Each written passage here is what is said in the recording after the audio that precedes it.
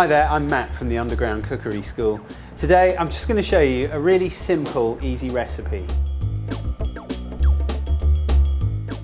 I've got some butter on the go, and this is for the digestive biscuit base. So that's just melting away. And over here, we've just got some plain digestive biscuits. Now I've got plenty more, which I already blitzed up.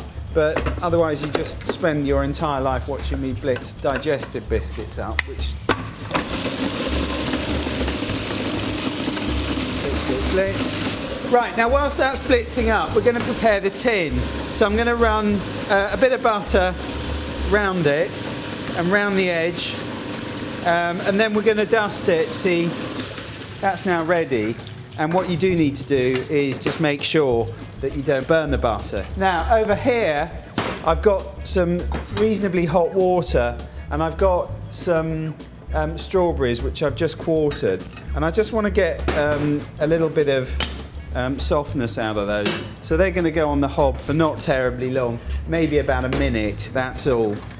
Just dust the tin with flour. This is how you prepare a tin for baking. Don't use baking parchment because I think it's unnecessary. Right, that's ready for the mixture to go in. Our biscuit base is now almost ready. I've got my digestives, which are going to go straight into a mixing bowl.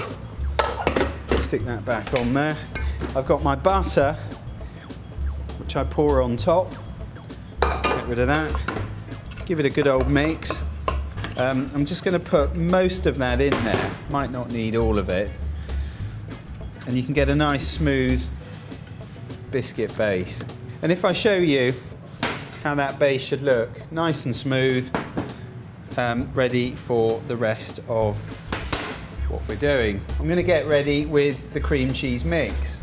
Now I've got all these ingredients prepared over here, and I'm just going to add them to the bowl. The first is the cream cheese, and there's some creme fraiche, and I've actually put a little bit of sour cream in there, and that just gives it a nice little bit of an edge, and in that goes. And I'm just going to start turning that nice and slowly.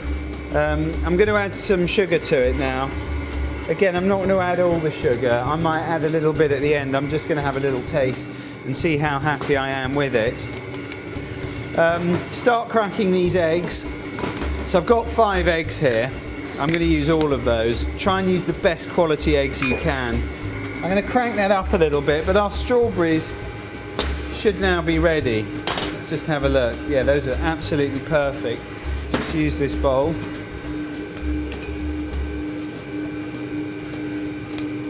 All I really want is a bit of softness, and I want to let those cool down. And whilst they're cooling down, any extra moisture is going to drain off. I've got some lemon juice here, so that's going to go in. That will just cut through. And finally, I'm just going to add a teaspoon of corn flour. I'm going to let that mix for about a minute. Right, well that mixture I'm very happy with that. It's lovely. You can see a nice sort of dripping texture to it. Now over here we've got that strawberry stock that we made. Now whilst you weren't looking, I did add a drop of sugar to that, or a touch of sugar, but you know, that's just going to turn the mixture a little bit strawberry colour, so that's no bad thing. Right, we've got our base here. I've still got a little bit of juice in there, so that can go in the pan.